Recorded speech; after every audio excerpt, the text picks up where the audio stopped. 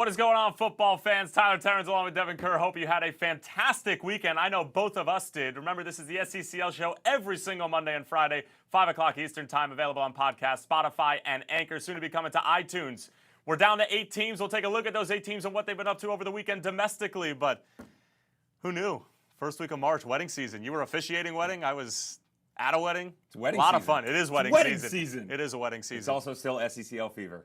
8 I left. got it, but it's not going on. I mean, I'm having a really difficult time knowing this week I will not be able to watch any Champions League. Get a little medicine in you, bring that fever down, and then next week, pump it right back up. Let's go. Yeah, pump those numbers up. All right, let's take a look at the bracket proper as it stands at the moment. 8 teams remain, and we got a couple of doozies. We got 4 doozies, to be completely honest. Tigres and NYCFC jumping off the page. How about the upstart Hondurans and Olympia taking on Montreal, Atlanta, and Club America, and of course, Cruz Azul and LAFC after Bob Bradley, Carlos Vela get it done in front of a raucous crowd and in front of the 3252 at Bank of California Stadium. But Devin, keeping an eye on these teams and what they've been doing domestically is going to be important because you get a look at maybe what they're doing in their league. Club America right now sitting in second place in Liga MX, chasing Cruz Azul. Atlanta United, of course, they win against Nashville 2-1 in a big rivalry. They traveled a number of fans. But the bottom. No Joseph Martinez. Now what? Devastating. You wonder. And no Joseph Martinez. And I think the easy answer for everybody is go, okay, let's go with Adam John. But it's much more than that. When you're balancing both fixtures. Also remember, team on the left, that's hosting the first leg. Atlanta do have the capability and the opportunity to host the second leg. The question is it going to be too much? Are they come out of Azteca with kind of their tail in between their legs? Conversely, LAFC, they're going to have to challenge Cruz Azul. And Cruz Azul packs that thing. LAFC will be at home first. But again, Joseph Martinez, the main story right now with Atlanta United. There's a good look at what LAFC and Cruz Azul are doing. Tijuana, okay. Union, okay. A lot of travel there. 2 big wins over the weekend for both teams, though. I mean, LAFC taking on an Inter Miami team. There was a lot of hype around that. They played on Thursday, and they played a high-intensity game on Thursday, and they looked really fresh. Meanwhile, Cruz Azul, they're sitting in first place at the moment, tied on points with Club America. But, I mean, I think a lot of people had already written off Cruz Azul, especially going into this second round. But, I mean, you have to keep an eye on them, especially LAFC. A lot of minutes, a lot of legs to manage. You want to know what they're going to look like outside of what's going on domestically. They've shown us some good things. Remember, they just beat Tigres 2 weeks ago. Kind of cruised through Portmore United. What's that now? How do they take that next step? LAFC, on the other hand, actually thought they looked quite nice. We said coming into the second leg, they needed wondrous things. Atuesta came in. He controlled a lot. And I'm just naming one. He didn't play on the weekend. Janela started the game. Controlled the midfield quite nicely. They look great. So there's the depth that LAFC was so proud about. But again, this is just a whole nother animal when you start combining it all together. Yeah, we'll continue to look through the matchups over the course of the quarterfinals as the next one we are going to preview is another really solid one. It's NYCFC and Tigres, and this is the one that everybody was hoping for. New York City hosting a massive Mexican club. NYCFC still not 100% sure where they're going to be playing. That continues to be a point of contention. We'll continue to cover it. But nevertheless, it doesn't matter if they're playing a Red Bull Arena, if they're playing on a Sunday League pitch. We know that the Estadio Universitario is going to be rocking, I'll tell you that much. I think the biggest thing here is we both don't know what the identities are for this game coming in because have we seen the best out of Tigres? Absolutely not. We've seen the best out of Nahuel Guzman, I'll tell you that much. The very best. He was good, not great. That's not true. No, he was great. That man's fantastic. Give him every award possible. Give him the man of the tournament right now. I don't care. It does not matter. I don't get a vote, but I should. NYCFC, you lose to the Crew over the weekend. That's not a great start in your domestic schedule. No. But to be fair, Columbus Crew have revamped themselves. Red card in the first 3 minutes, Maxime Chenot. Yeah, I mean, so you kind of wonder, what are you trying to set the tone for there? Set at the end of their game, okay, great. You go out, they only won 1-0 at home. They didn't need to win anything else. 6-3 aggregate. Created a lot of opportunities. Didn't see that over the weekend. How do you respond? Well, how is Olympia going to respond after their massive win at CenturyLink Field against the reigning MLS Cup champions? Probably the biggest upset. What would have been the biggest upset, of course, would have been Alianza over Tigres, but Paton Guzman had something to say about that. Montreal gets a big win against a former playoff team from a year ago in New England Revolution. You finally start to see a little bit of offensive life from Thierry Henry's group. It was only a matter of time. Maxi Urruti with a terrific goal. Meanwhile, this Olympia team, I mean, I had the cone on my head at the end of last episode. I need to admit when I'm wrong. I was wrong about this Olympia group, and I think that Montreal needs to be just as wary of them as Seattle should have been. I'm kind of curious, what does the upfront boys look like for Olympia? Is it going to be this constant rotation we've seen? Because at the end of the game, I get so excited everybody's on the pitch. Bring Manguchan. I mean, there's so many players that have got involved, and obviously a couple of them have made their way into some of our lists that we're going to show up here. Pineda's getting involved there. you just sort of wonder, this is where that taxing travel on the body comes into play.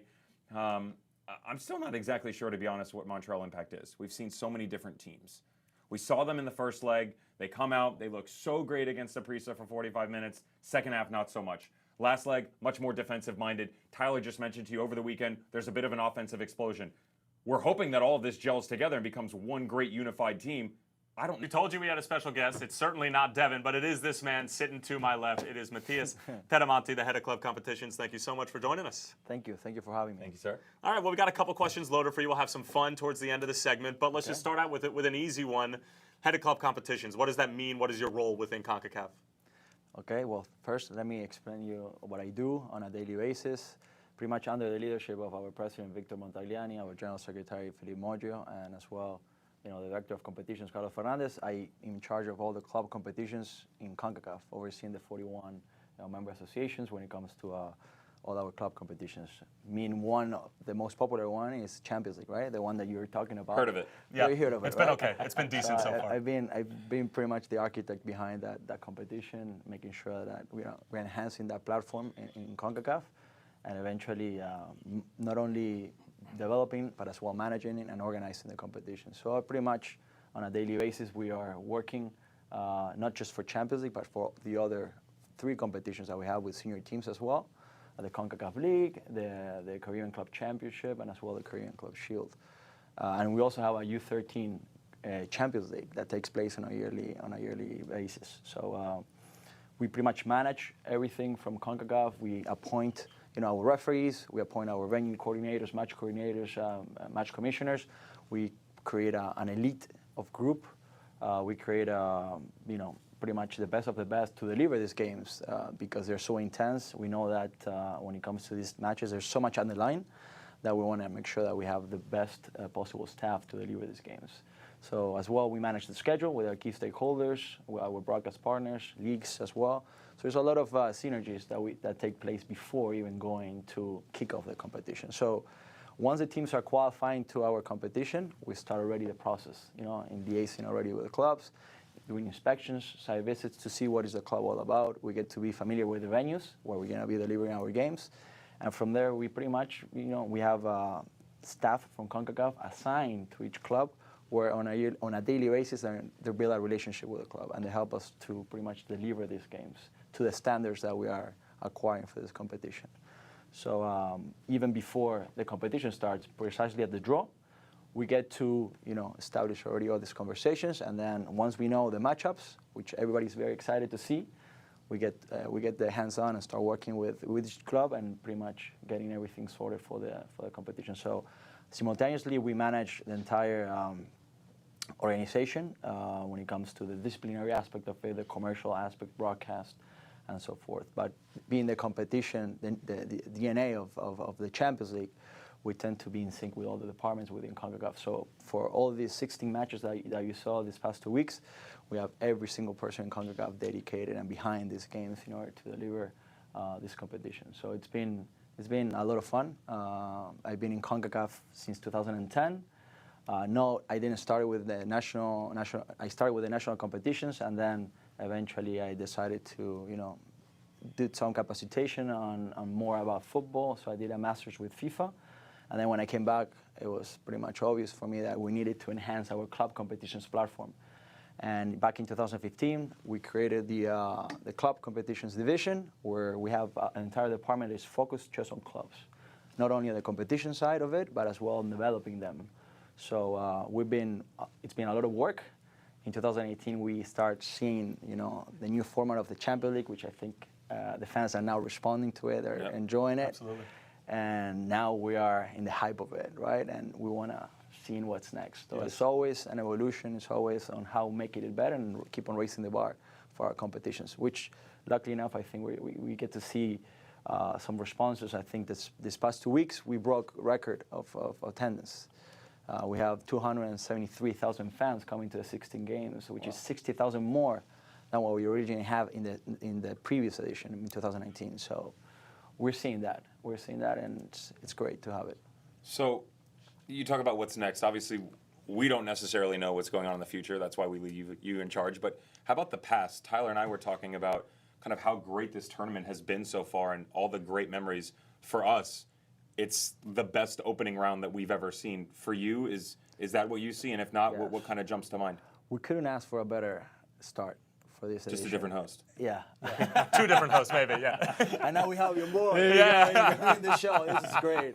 No, with all seriousness, I think that what we saw on the field of play these past 2 weeks, it's product of everything that we've been putting together. Now the teams are responding. They're putting the best players to compete. We've seen all the action. I think you can see already the excitement and how this tournament, and now the fans are understanding it. There's a lot of education that we need to do in our region. We know that in Mexico it's very popular due to the fact that only Mexican teams have been winning it for the past 15 years, right?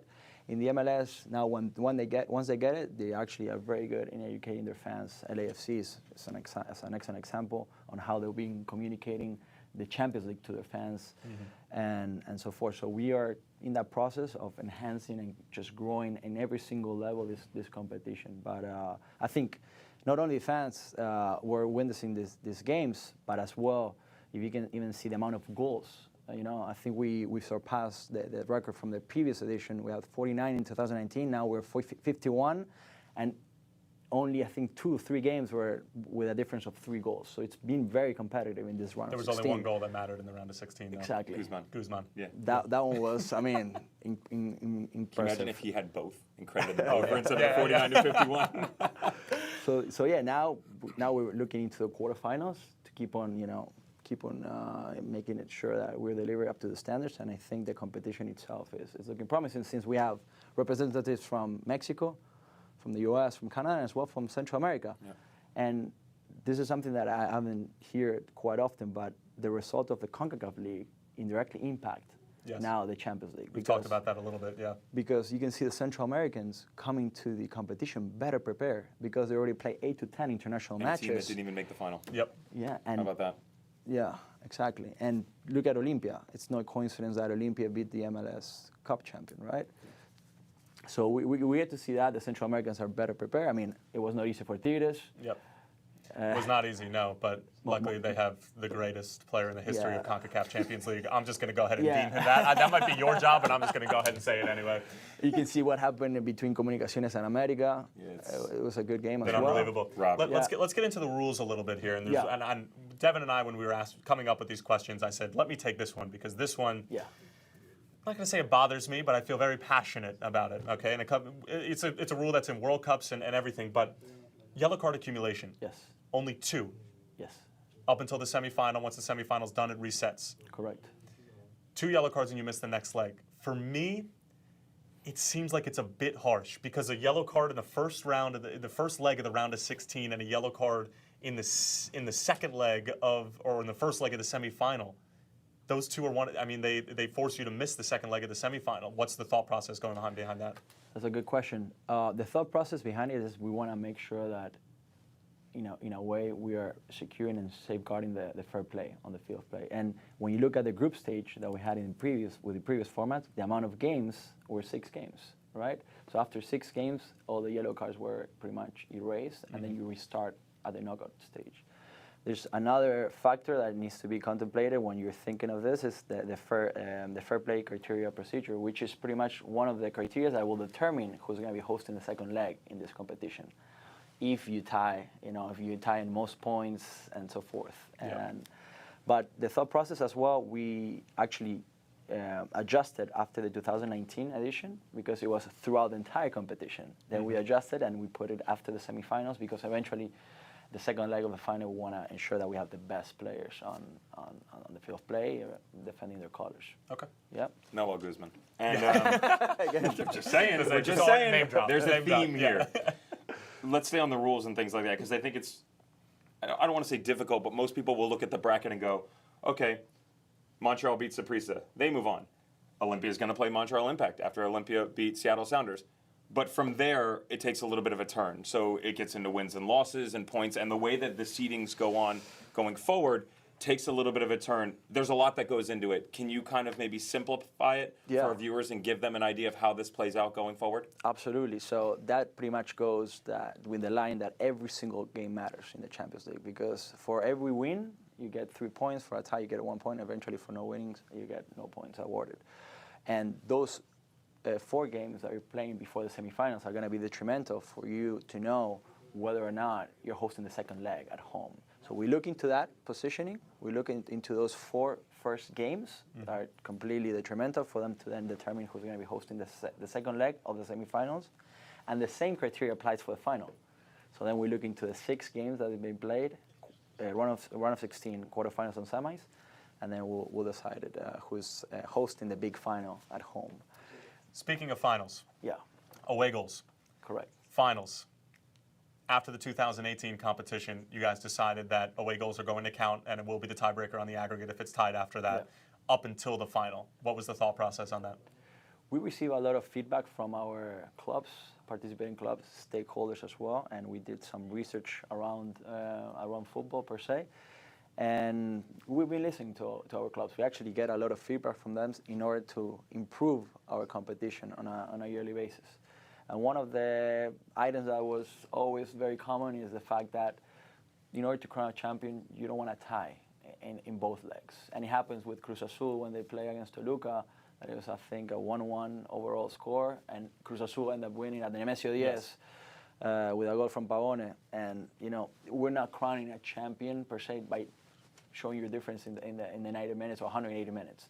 So in order to create more attraction or even probably more drama to it, we decided that, you know, the away goal difference is not going to be it's going to be a detrimental factor to crown the champion of this competition.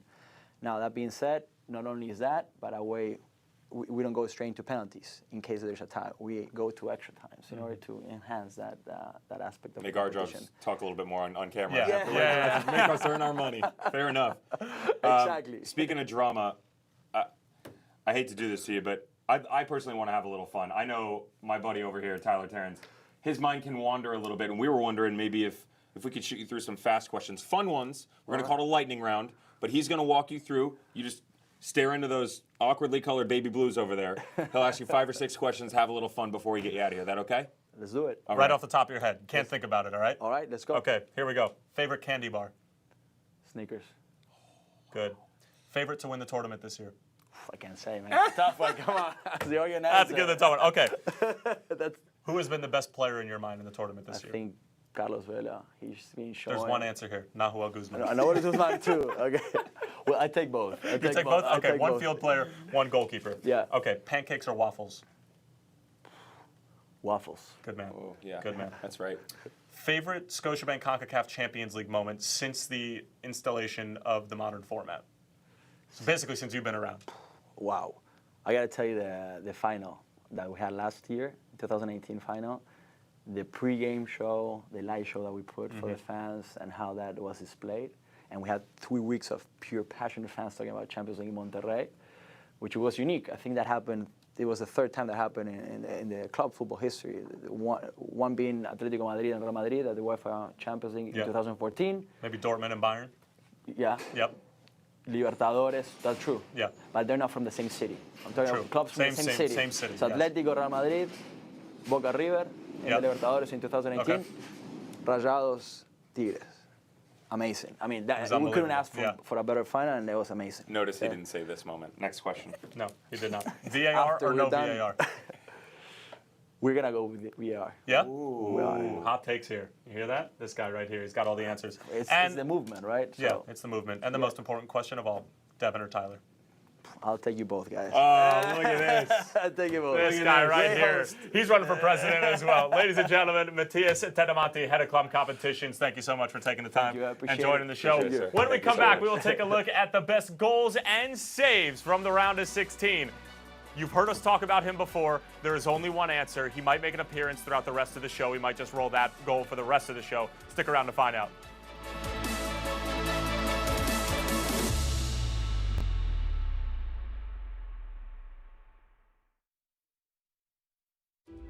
I went from maybe I can to I know I will. From isn't she cute to fight. Coaches who seem stuck on we can now say we did. From women's football to every 90 minutes, I'm reminded we belong.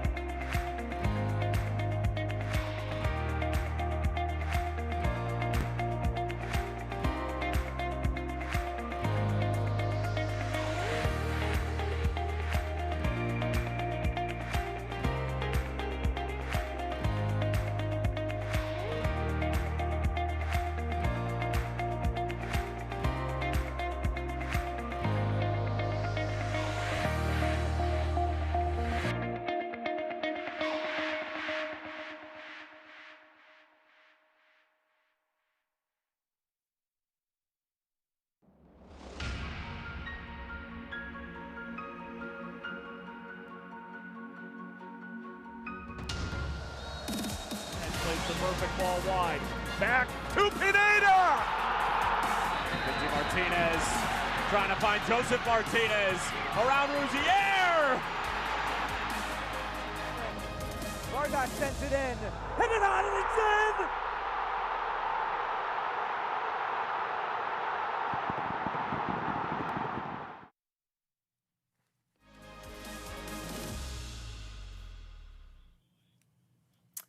Well, you heard Matthias earlier. We had the most amount of goals in a competition, beaten out 2018 or 2019, I believe. 2019. 51 to 49. 51 to 49.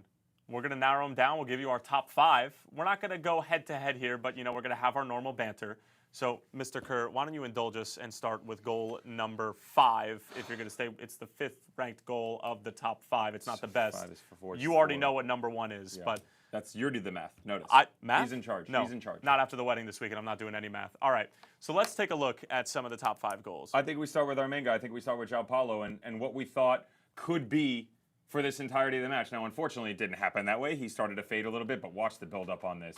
This is a beautiful team goal. Off the right side, they move down the middle. There's long balls. There's short balls. But the vision for me, down into the channel, Jovan Jones, watch the cutback, and then watch the finish. All the way back across to the back post run. Beautiful vision. Bottom corner. 1-0, 6 minutes in. How about Jovan Jones, who plays this ball, gut-busting run to get into the penalty area, make a near-post run. Yep. Look at the space open up for João Paulo at the back post. Jovan Jones, ladies and gentlemen. Big piece. Ruiz on South Ice as well. Yep. He could have easily stood in there. Instead, he does the same thing, pulls the runners with him. They don't necessarily know, but there's probably a call from behind it. Beautiful finish. Number 5 goal. Brian Schmetzer has this team well-oiled and ready to go, even though it is early on in the season. They get ousted by Olympia despite a valiant performance at CenturyLink Field. How about by Andre-Pierre Gignac? We didn't even think he was going to make an appearance in the round of 16. This is classy, it's sexy, and it's just downright naughty. Watch the ball. Table for 1. Oh.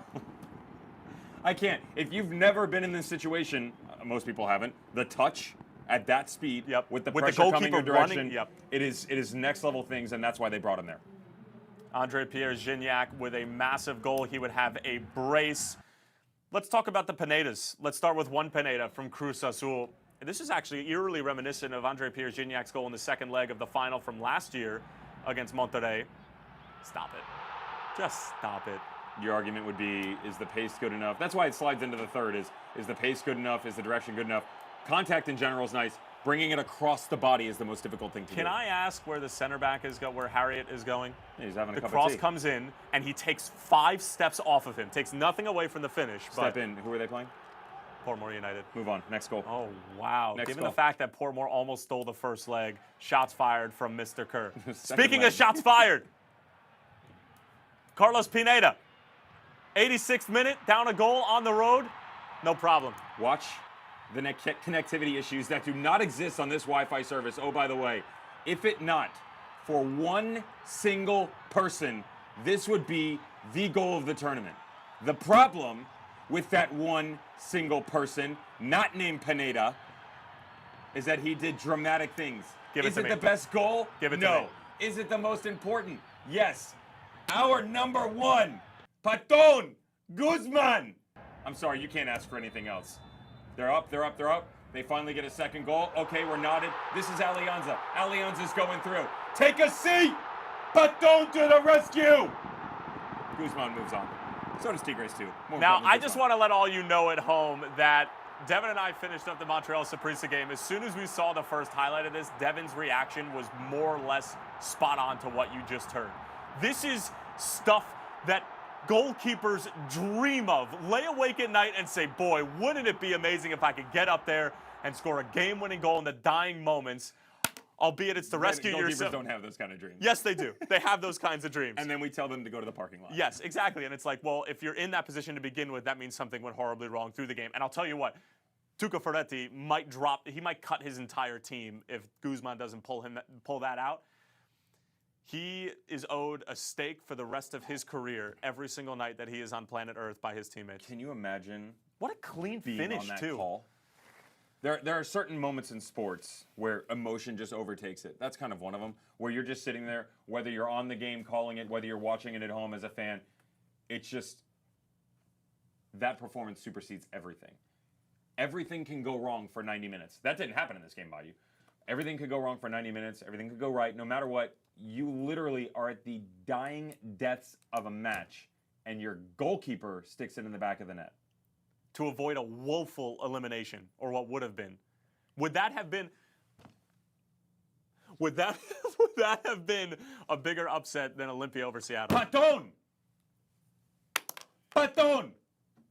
Guzman! Throw it to break. I can't even control it. Yes, it would have been a bigger upset. Producer. But it wasn't. Let's Patón! go to break. Let's go to break. We're going to take a look at the top saves. There's no way Patón could make his way into top saves because that wasn't a save. Was it? Or was it?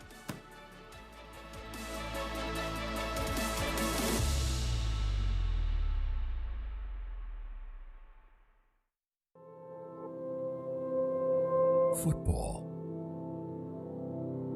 We could say that for us, Pour nous, para uns, para nosotros, on this side of the world, football is our life, the game of our lives. Football always comes first. We all come from different cultures, but football unites us. sin pillarse, ¿saben? nos une. One region, one voice. Una voz. One voice. Une voix. If we listen closely, we are born ready to shout. And from there, we start to play with intensity until the last minute. Faced with obstacles, we work through them. We will improve day by day, always forward, making football better everywhere, every match. Our passion is so strong that it breaks down borders, even those that are hard to knock down, for all of us to reach our dreams. We are the region where the game comes first, bringing the game closer to our fans, and decisions are always made for the good of the sport. We raise our level every day, making football better everywhere, every match. We will put all our teams in position to win. In our region, Nuestra región. Notre région. Nuestra región. everyone gets to play, connected and respected. One region, Una región. Une région. Una región. together. We are the collective best of our individual cultures. We are millions of souls. We are together for the love of our game. United for football. 41 countries for one love. Concacaf. Love for our game.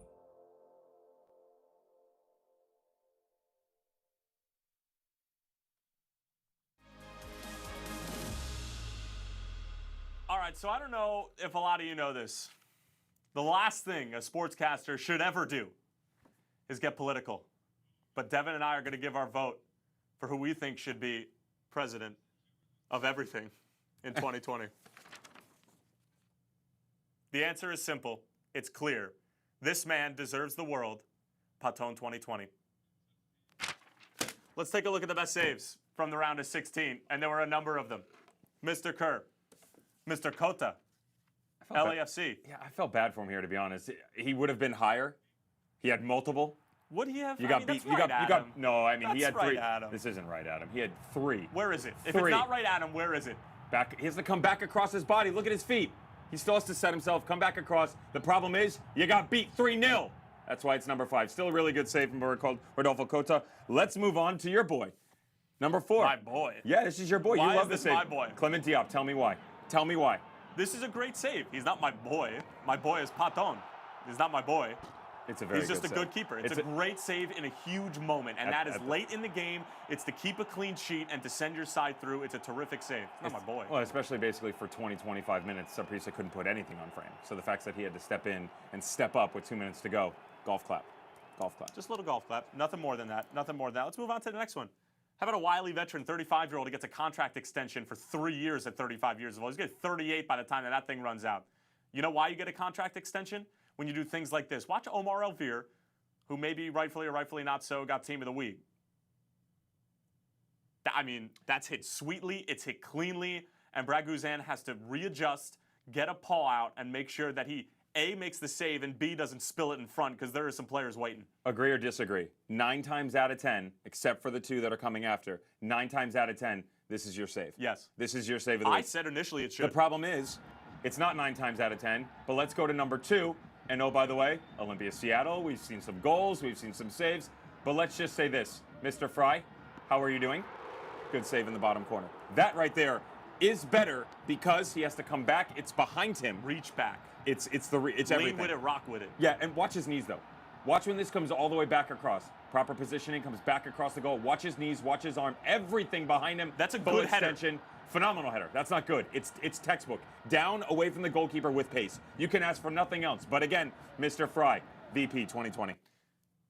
We had struggled between Guzan, Fry, and now our boy Menjivar here. Yeah. We struggled. But we decided this is it. It has to be it. A, because he actually stays on his line. Yeah. Which is weird in itself. Well, yeah.